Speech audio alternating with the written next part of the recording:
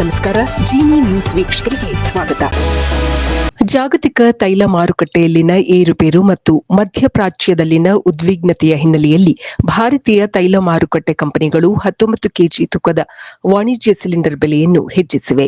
ಬೆಂಗಳೂರಿನಲ್ಲಿ 19 ಕೆಜಿ ವಾಣಿಜ್ಯ ಸಿಲಿಂಡರ್ ಬೆಲೆ ಸುಮಾರು 203ರಷ್ಟು ಏರಿಕೆಯಾಗಿದೆ. ದೆಹಲಿಯಲ್ಲಿ 195.50 ಏರಿಕೆಯಾಗಿದ್ದು, ಮುಂಬೈ ಹಾಗೂ ಕೋಲ್ಕತ್ತಾದಲ್ಲಿಯೂ ಇದೇ ರೀತಿಯ ಏರಿಕೆ ಕಂಡುಬಂದಿದೆ. ಸದ್ಯಕ್ಕೆ 14.2 ಕೆಜಿ ತೂಕದ ಗೃಹ ಬಳಕೆಯ ಸಿಲಿಂಡರ್ ಬೆಲೆಯಲ್ಲಿ ಯಾವುದೇ ಬದಲಾವಣೆ ಮಾಡಲಾಗಿಲ್ಲ. ಇದು ಸಾಮಾನ್ಯ ಜನರಿಗೆ ಸಮಾಧಾನ ತಂದಿದೆ. ಇರಾನ್ ಮತ್ತು ಇಸ್ರೇಲ್ ನಡುವಿನ ಸಂಘರ್ಷದಿಂದಾಗಿ ಅಂತಾರಾಷ್ಟ್ರೀಯ ಮಾರುಕಟ್ಟೆಯಲ್ಲಿ ಕಚ್ಚಾ ತೈಲ ಮತ್ತು ಅನಿಲದ ಬೆಲೆಗಳು ಗಣನೀಯವಾಗಿ ಏರಿಕೆಯಾಗಿವೆ.